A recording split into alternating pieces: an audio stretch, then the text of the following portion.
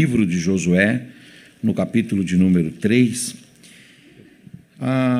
Eu quero falar a respeito do evento que acontece no Rio Jordão, que é a travessia de Israel pelo Rio Jordão, sob a liderança de Josué. O Rio Jordão, ele é o rio mais extenso do território de Israel. É um rio que mede ou tem de extensão 251 quilômetros. Então, é um rio muito extenso. Praticamente, o Rio Jordão corta o país de Israel todo. A palavra Jordão quer dizer precipício, quer dizer baixeza, quer dizer abismo. E o Rio Jordão, no seu ponto mais fundo, ele chega a 6 metros. No seu ponto mais baixo, no seu vale, dentro do rio, chega a 6 metros.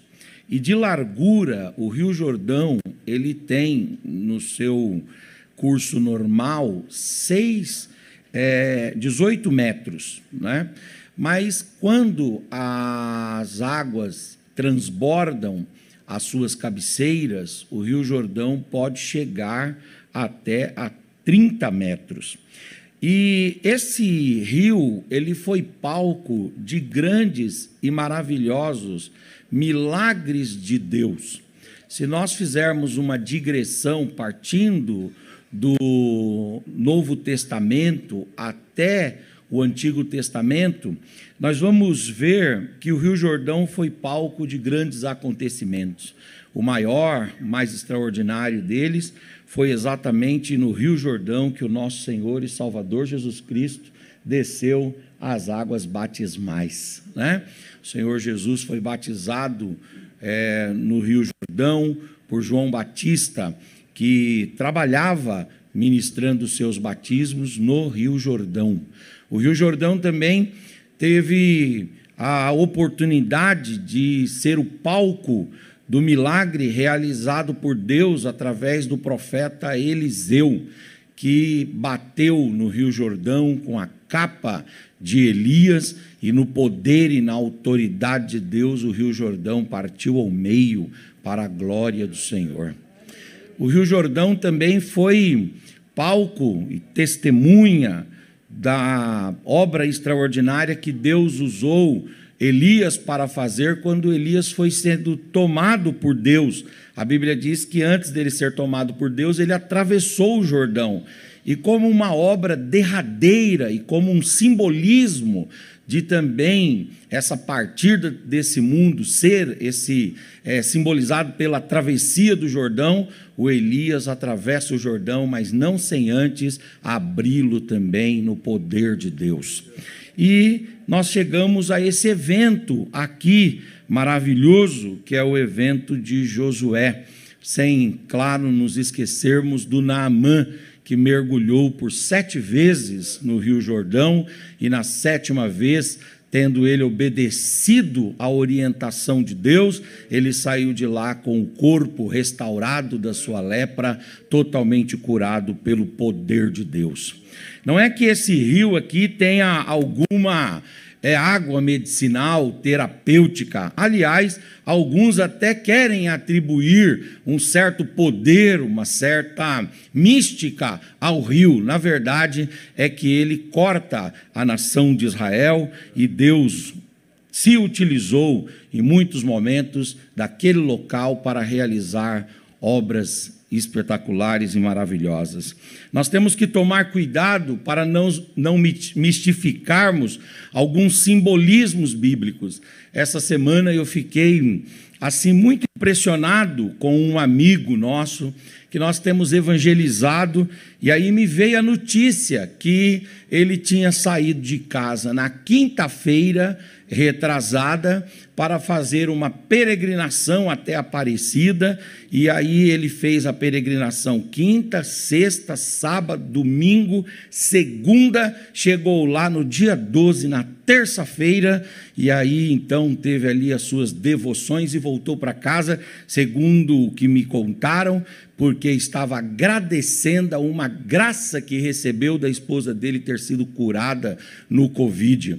Isso é o que o inimigo faz. O inimigo torna aquilo que é um meio de graça num objeto de culto e desvirtua a atenção das pessoas, desvirtua a mente das pessoas. O Rio Jordão ou qualquer outro simbolismo que a Escritura apresenta não tem em si mesmo nenhuma força, mas a força vem de Deus, que utiliza-se dos ambientes, das pessoas e, quiçá, até às vezes dos objetos para realizar obra, mas a obra, o feito, o poder, a glória, a honra, o trabalhar é sempre de Deus. Por isso, a glória deve ser sempre dada e destinada a Ele. Nós somos seres religiosos, nós buscamos o sagrado, e somos seres místicos, e nós gostamos do mistério, da transcendência, do espiritual, do místico, do intangível, e o diabo se aproveita dessa fragilidade humana para ir fazendo com que nós criemos objetos de culto e desfoquemos do nosso Senhor e Salvador Jesus Cristo. Quem levantou a esposa daquele moço não foi Aparecida, não foi imagem e não foram os sacrifícios e peregrinações dele, com todo o respeito a quem anda por esses caminhos, mas quem fez isso foi Deus, por sua misericórdia, bondade e graça.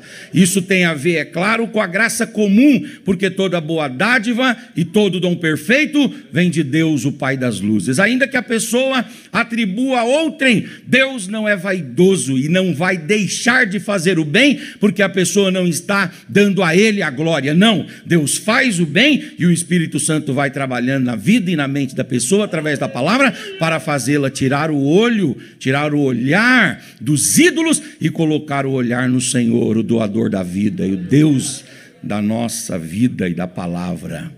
Nós não podemos, irmãos, entrar por esse caminho.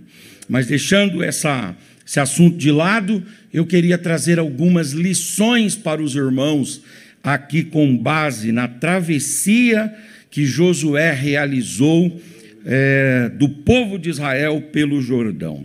Primeira lição que eu gostaria de tirar está do versículo 1 até o versículo 5 do capítulo 3, que diz assim: levantou-se, pois, Josué de madrugada, e partiram de Sitim, e vieram até o Jordão, ele e todos os filhos de Israel, e pousaram ali antes que passassem. E sucedeu ao fim de 3 dias, que os príncipes passaram pelo meio do arraial, e ordenaram ao povo, dizendo: quando virdes a arca do concerto do Senhor vosso Deus, e que os sacerdotes e levitas a levam, parti vós também do vosso lugar, e segui-a. Haja, contudo, distância entre vós com ela, na medida de 2.000 côvados, e não vos achegueis a ela, para que saibais o caminho pelo qual haveis de ir, porquanto por este caminho nunca passaste antes. Disse, pois, Josué também ao povo: santificai-vos, porque amanhã fará o Senhor maravilhas no meio de vós. Primeira lição que nós aprendemos nesse texto aqui é que não importa se o povo de Deus está mais ou menos santificado, o crente, o povo de Deus, sempre passará por aflição. Prestem atenção num paralelo interessante entre essa travessia do Rio Jordão com a travessia que Moisés faz com Israel no Mar Vermelho. Qual é o contexto do Mar Vermelho? O contexto do Mar Vermelho é um contexto de murmuração. O contexto do Mar Vermelho é um contexto de questionamento de Deus. O contexto do Mar Vermelho é um contexto de rebeldia. O contexto do Mar Vermelho é um contexto de questionamento da liderança de Moisés e da liderança de Arão. O contexto do Mar Vermelho é um contexto de um povo que acabou de viver um grande milagre, mas não consegue acreditar na própria experiência que teve com Deus. O contexto do Mar Vermelho é o contexto de um povo que precisa ser transformado por Deus, porque não conseguiu entender o evento da libertação e a profundidade daquele evento da libertação. Mas aí os anos se passam, 40 anos, aquela geração do Mar Vermelho praticamente morre por completo. E agora nós temos uma nova geração, sejam aquelas formada por aquelas pessoas que saíram tendo abaixo de 20 anos do Egito, sejam aquelas pessoas que nasceram durante a peregrinação desértica. Seja como for, lá com Josué, quem é que está ali? É um novo povo. E qual é o espírito desse povo? Não é um espírito de murmuração, mas é um espírito de gratidão. Não é um espírito de rebeldia, mas um espírito de subserviência a Deus. Não é um espírito de questionamento da liderança de Moisés, mas um espírito de desejo para que Deus levante um líder que conduza o povo até a terra. O ambiente do Jordão é um ambiente de santidade, é um ambiente de pureza, é um ambiente de desejo de se livrar do Egito de uma vez por todas, é um ambiente de consagração, é um ambiente de expelimento do mal, de mudança de vida, de transformação de caráter, é um momento e é um ambiente onde tem pessoas com vontade de viver aquilo que Deus deseja que a gente viva, gente de caráter, gente de moral ilibada, gente reprovável, tanto que o Josué chega para eles e diz assim: olha, santifiquem-se, porque amanhã o Senhor vai fazer maravilhas no meio de vocês. O povo que está em murmuração sofre, e o povo que está em santidade sofre da mesma forma. Por quê? Porque o sofrimento é inerente a esta vida, o sofrimento é inerente a esse nosso tempo, o sofrimento, as angústias, as agruras, as dificuldades, as amarguras são próprias desse nosso tempo. O que é que difere então? O que difere é por que cada um sofre. Se aquele que está murmurando sofre, é porque Deus vai aplicar sobre ele juízo, sofrimento por causa do juízo. Mas se aquele que está em santidade sofre, por que sofre? Sofre para que a mão de Deus possa trabalhar e podar e moldar para que produza mais ainda para a glória do Senhor. O Senhor Jesus falou isso quando Ele ensinou-nos a respeito da videira. Ele diz assim: os ramos que não dão fruto, corta, joga fora e queima no fogo. Mas aqueles que estão dando fruto também são podados, também são limitados, também passam por aflições. Por quê? Porque enquanto eles estão passando por aflições, a mão de Deus está os aperfeiçoando e fazendo sorver deles o melhor para a glória, a honra e louvor do Senhor. Talvez você esteja aqui esta manhã e você diga: puxa vida, eu estou me dedicando ao Senhor, eu estou fazendo a vontade de Deus, eu estou desejoso de viver o que Deus de fato, de verdade tem para mim, eu quero moldar o meu caráter, eu quero estabelecer a minha conduta, os meus valores à luz da palavra de Deus, mas mesmo assim as portas não abrem, o sofrimento continua. Eu quero dizer para você: levante a sua cabeça, porque você está nas mãos de Deus. Anima o seu coração, porque você está nas mãos de Deus. Aleluias, o sol nasce sobre justo e sobre injusto, e as tempestades, as dificuldades, as agruras vêm também sobre justos e injustos. A diferença é que o ímpio não tem a quem recorrer, mas o servo de Deus tem sim um lugar de esperança, um lugar de apoio, um lugar de refúgio, um lugar de esconderijo para a glória do Senhor. Segunda lição que esse texto nos ensina é que Deus, Ele tem estratégias diferentes para problemas semelhantes. É muito interessante isso aqui.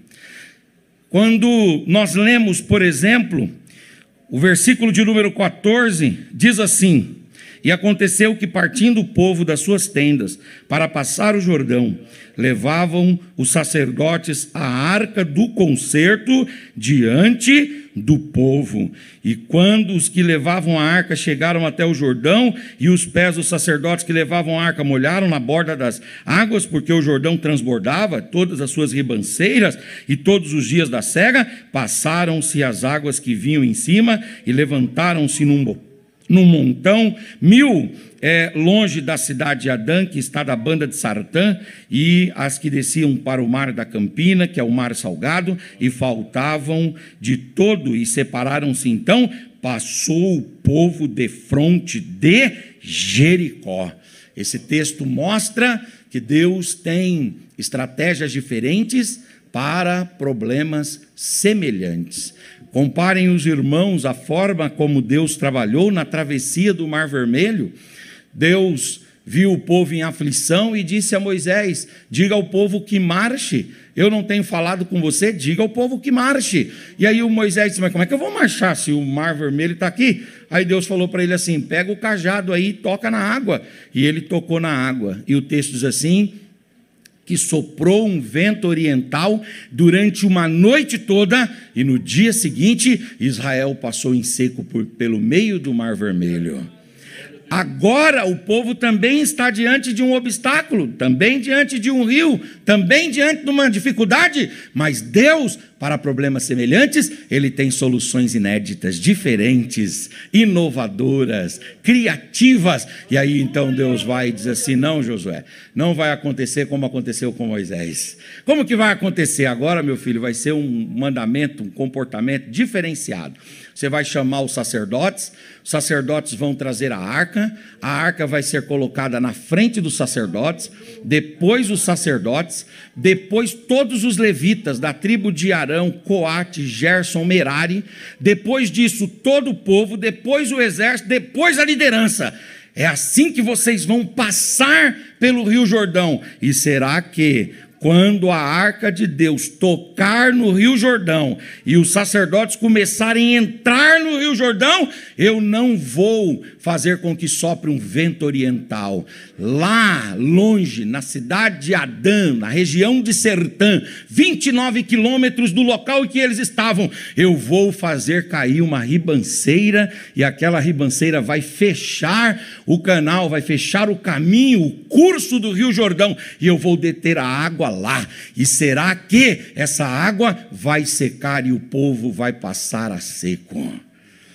Deus tem estratégias diferentes para problemas semelhantes.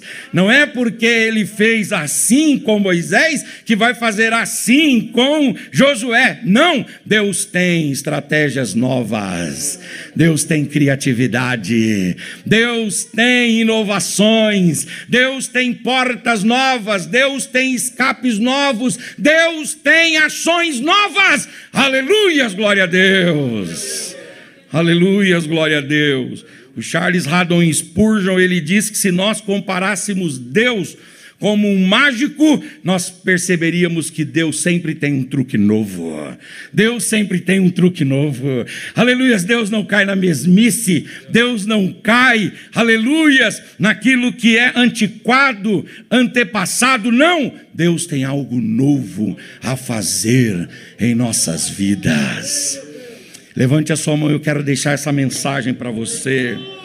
O ano está terminando, o ano de 2021 está terminando, e Deus tem colocado isso no meu coração, e Deus tem feito isso arder em minha mente, dizendo: Henrique, diga à minha igreja, diga à sua família e diga à sua casa, que vem aí um tempo novo.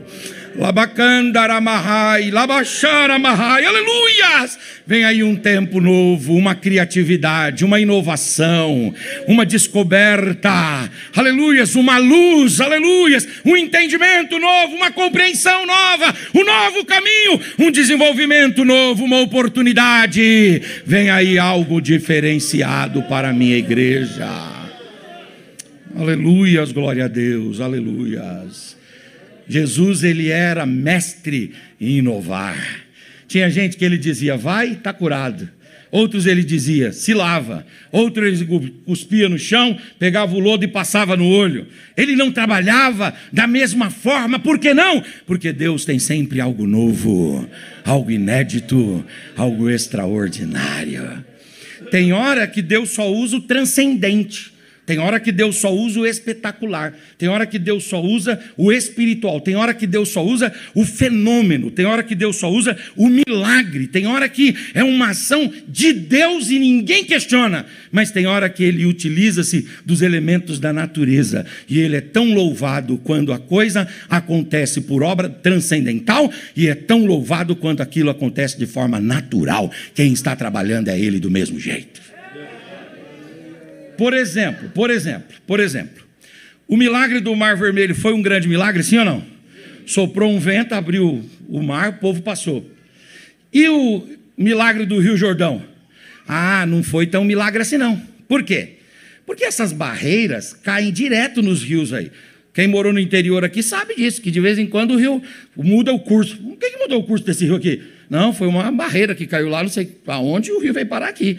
Veio parar na sua porta. Inclusive, a gente tem até um termo em direito, né, no direito civil, que é aluvião, que é quando você tem o quê? A mudança do curso do rio por fenômenos naturais. Fenômenos naturais podem mudar. Vocês sabiam que pessoas perdem fazendas inteiras por causa da mudança do curso do rio? A pessoa tinha lá uma fazenda e o rio passava no fundo. Mas caiu uma barreira lá, não sei na onde, e mudou aquele curso do rio. O curso do rio agora passa no meio da fazenda. Dividiu a fazenda do sujeito. Acontece isso. É só você conhecer o interior, pastoreou no interior, viveu com certeza, soube de muitas situações dessas, e o direito assiste isso. A quem pertence o rio? Não, aí vem toda a discussão jurídica em torno disso, né? A quem pertence o rio não pertence a ninguém, pertence à União. Mas você tem as margens ali, etc. e tal. Bom, não importa. Alguém diz, o milagre do Jordão é menos milagre porque um fenômeno natural aconteceu e aí Israel passou a seco. Mas peraí. Não é muita coincidência o evento acontecer exatamente naquele momento, naquele dia, na hora que o povo de Deus precisa. Se o milagre não está no fato de que as águas se abriram de forma transcendental, o milagre está no fato de Deus controlar a natureza, mas Ele continua sendo Deus e continua fazendo algo novo. Lamacandaramahai, aleluia, levante a sua mão, Deus tem novidade para você. Lamacandaramahai, há uma novidade de Deus para você. Aleluias, glória a Deus, aleluias. Fala para o seu irmão, o seu Deus é criativo. Diga, Ele saberá dar um jeito. Ele saberá dar um jeito, fique em paz, Ele saberá dar um jeito, aleluias, aleluias. Tem hora que humanamente falando a gente diz, meu Deus, não tem a menor solução isso aqui. Deus se ri de nós. O Salmo 10 diz que Deus ri, Deus tem bom humor. Deus fala, meu filho, você não sabe de nada, meu filho. Deixa que eu estou no controle de tudo, rapaz. Levanta essa cabeça, anima esse coração, olha para frente, porque a promessa de Deus se cumprirá. A promessa de Deus se cumprirá. Aleluias, aleluias, aleluias, glória a Deus. Para a gente concluir aqui, a terceira lição que a gente aprende nesse texto é que o fato das coisas começarem mal não significa que elas terminarão mal. As coisas podem começar mal, mas elas terminarão bem. Irmãos, eu gostaria que os irmãos, por favor, dessem uma olhada aí, Josué capítulo 3, versículo de número, aleluias, glória a Deus, 16. Aleluias, glória a Deus, aleluias. Aliás, versículo 15. E quando os que levavam a arca chegaram ao Jordão, os pés dos sacerdotes que levavam a arca, o que aconteceu com eles, irmãos? Se molharam na borda das águas, porque o Jordão tinha 18 metros, mas quando estava na cheia tinha 30 metros, né? Então se molharam na borda, porque o Jordão transbordava todas as suas ribanceiras todos os dias da cega. Era o período da vindima, o período da cega, o período da colheita. Então era um período de Jordão caudal. E aí então, pensem os irmãos, 3 milhões de judeus à beira do Rio Jordão, vendo a arca de Deus entrar, e de repente os dedos, as pontas dos dedos do sacerdote começam a molhar. O povo começa a falar, com Moisés não foi assim. Com Moisés, quando a gente entrou, o piso já estava mais seco que esse piso da igreja aqui. Daqui a pouco molhou a base do pé dos sacerdotes e o povo... E eles vão entrando. Daqui a pouco molha o tornozelo. Não vai dar certo. Né? A estola sacerdotal, né? A roupa do sacerdote tinha lá as barras, que é o séquito. A Bíblia chama de séquito, barra. E aí as barras começam a molhar. E aquele pano começa a grudar nas pernas do sacerdote. E o sacerdote, quando você está dentro da água, instável, né? A perna molhada, a roupa molhada, você começa a ficar meio assim. A arca de Deus começou a pesar mais. E quem está olhando dizendo, meu Deus, será que isso vai acabar bem? Será que isso vai dar certo? Será que o fim disso será bom? Será que alguma coisa vai acontecer? Ou será que isso aqui vai dar num fiasco? Tem uma expressão que os adolescentes usam, que é a expressão flopou. Não é isso? Vocês não usam essa expressão? Flopou? O que é a expressão flopou para os adolescentes? É quando você marca um evento, não aparece ninguém. Aí eles não comentam, mas entre eles falam, evento xoxo, flopou. O que quer dizer isso aí? Quer dizer o seguinte, que o evento não deu certo. Provavelmente já deviam ter alguns irmãos lá no meio dos judeus dizendo, essa travessia aqui flopou. Isso aqui não vai dar certo. Os pés estão molhando. Mas aí, irmãos, é interessante a continuação, a continuidade, a persistência, a insistência, o investimento. É muito importante quando as coisas estão começando e você às vezes começa ali de forma esbaforida, espalhafatosa, de forma não tão ordeira, e você diz assim, meu Deus, será que isso vai dar certo? Se estiver debaixo da direção de Deus, se estiver debaixo da orientação de Deus, se você estiver exatamente na trilha que Deus quer que você esteja, ainda que comece muito mal, terminará bem para a glória do Senhor. Por isso que vale a pena a insistência, por isso que vale a pena um passo a mais, por isso que vale a pena mais um dia de caminhada, por isso que vale a pena a persistência, a perseverança. E aí, de repente, aqueles sacerdotes vão caminhando,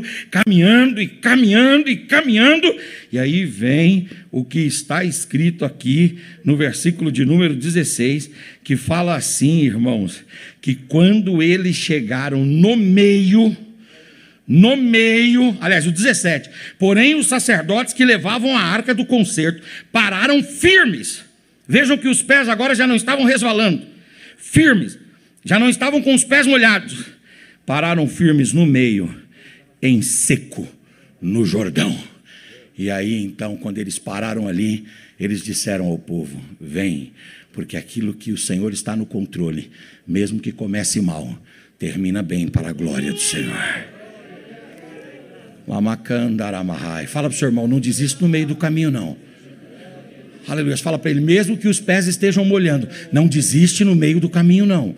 Não para não, não desanima não, não baixa a guarda não. Insiste, persiste, persiga, e você vai ver a mão de Deus agindo de forma poderosa e gloriosa. Esse princípio a gente pode adotar para tudo na vida. O indivíduo começa a carreira de estudante dele e ele vai ali, sabe, os pés molhados.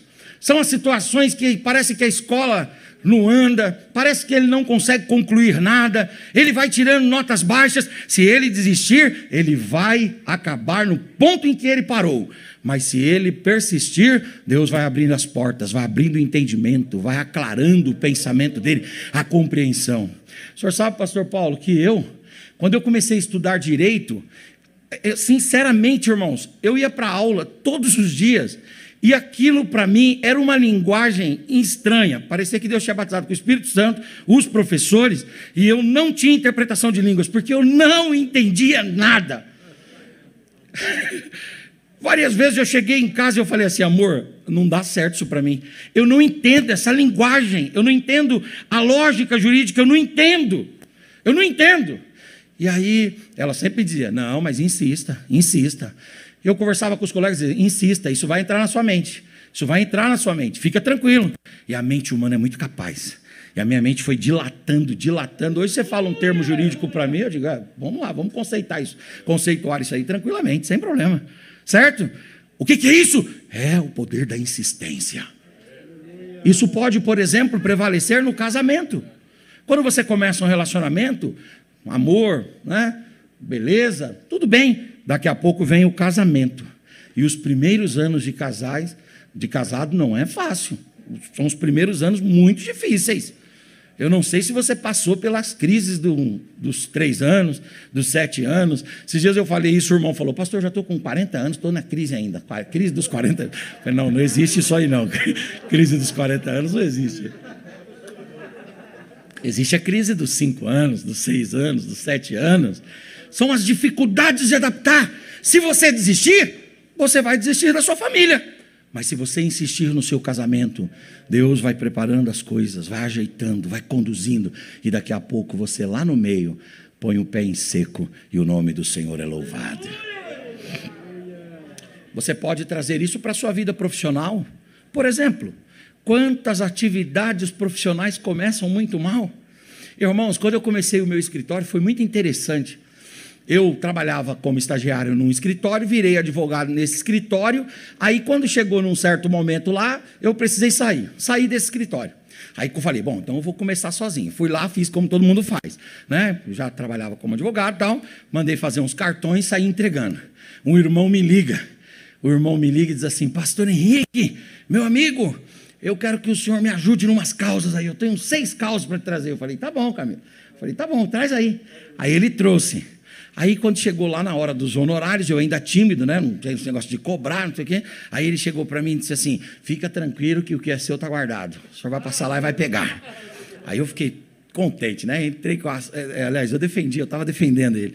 Fui lá contra o sindicato, fiz uma audiência lá, resolvemos o problema, tá bom. Aí voltei todo feliz, ele falou, passa aqui tal dia. Passei tal dia. Quando eu chego lá, irmãos, ele pega um cachorrinho e me dá na minha mão um cachorrinho. E ele diz assim, ó, eu não tenho nada para te dar, mas eu queria dar esse cachorro para você. Me arrumou 2 problemas, né? Por quê? Não me pagou e me arrumou um cachorrinho para eu dar ração aí. Arrumou um problema. Fala para o seu irmão aí, são os dias de pés molhados. Diga para ele, são os dias de pés molhados. É fácil isso aí, meu irmão? Não é não. Dá vontade de desistir, não dá não? Dá vontade. Aí foi interessante, que aí uma pessoa me ligou, Pedro. Me ligou e disse assim, pastor, vem aqui em Itapevi que eu tenho uma situação. Fui lá. Chego lá na situação, era um problema condominial, uma execução, defendi a pessoa na execução, resolvemos o problema. Aí eu fui lá e falei, e agora? Fica tranquilo, pastor, que eu vou mandar um negócio aí para o senhor. Chegou lá, sabe o que era, irmãos? Irmãos, olha, eu estou falando isso aqui debaixo, eu estou falando no púlpito, lugar santo. Estou falando diante de Deus, eu estou falando aqui para os irmãos me conhecem. Era uma casinha de cachorro. Verdade ou não, Mônica? O Eduardo e a Moniquinha estão aí, verdade ou não? Era uma casinha de cachorro. É fácil? Fácil, Leandro? Aí agora eu estou precisando de um camarada que esteja com problema, que venda ração. Era a casinha de cachorro. Fala para o seu irmão aí, são os dias de pés molhados. Mas insiste, diga para ele, insiste. Vai avante, dá mais um passo, chora mais um pouco, sofre mais um pouco, sofre mais um pouco. Lamacandaramá, xaramahai. Eu estou sentindo a unção de Deus aqui.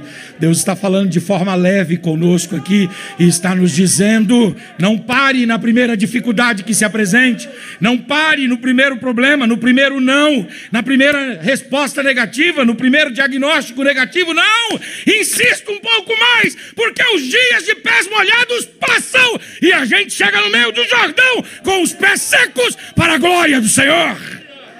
Levante a sua mão, por gentileza. Levante a sua face, por gentileza. Levante a sua voz. Abra a sua boca e dê uma palavra de adoração. Lamacandaramai, xaramahai. Aleluias. Nem tudo que começa mal, termina mal. Não. Você pode colocar isso no ministério. Pastor, eu querendo dar uma de pregador, né? Novinho. Meu irmão, pastor Elias, muito incentivador meu, dizendo, não, você tem que pregar, nem pregar, aquele negócio, né? Eu queria cantar, eu achava que era o Carlos Moisés, do Voz da Verdade. Cantava mal demais, pelo amor de Deus. Mas é impressionante como a pessoa é cega sobre si mesma, né? E aí, então, mas eu achei que eu tentei arriscar aí além do Rio Azul, algumas coisas, mas foi um vexame total. Aí, eu me lembro que as irmãs da juventude, Ricardo, falavam assim para mim, você canta baixo, Henrique. Eu dizia, canto baixo? Ela falou, canta baixo. Eu falei, e aí? E aí você vai cantar bem baixinho aqui, bem baixinho. Vai para o fundo assim, ó, e canta baixinho lá no fundo. Eu me lembro que teve dias de eu sair com a juventude e eu praticamente não cantava, eu só murmurava, eu só balbuciava. Porque desafinado terrivelmente. Aí eu fui pregar numa igreja ali no Camargo, né? Eu, jovenzinho, comecei a pregar, um pouco mais novo que o Eduardo, assim, comecei a pregar. Aí um dia eu estou lá pregando, resolvi pregar em Isaías 65, que fala assim, né? Deus está assentado no alto trono. Ele tem a terra como estrado dos seus pés, e os homens são escabelos dos seus pés. Eu li aquilo e falei, isso é maravilhoso. Aí fui pregar. Cheguei na igreja, comecei a escrever Deus no alto trono, a terra, o estrado dos pés de Deus, e os homens como escabelos dos seus pés. E aí na hora de eu conceituar, porque o pregador, ele mostra a sua fragilidade na hora que ele tem que definir as coisas, na hora que ele tem que conceituar as coisas. É aí que ele mostra se ele sabe ou se ele não sabe, se ele entende ou se ele não entende, se ele está ali só, como é que fala, prefigurando, se ele está ali só atuando, ou se ele é pregador mesmo. É aí, na hora que ele tem que conceituar, na hora que ele tem que defender doutrinas. E eu não sabia. E aí então, e não tive a humildade para aprender.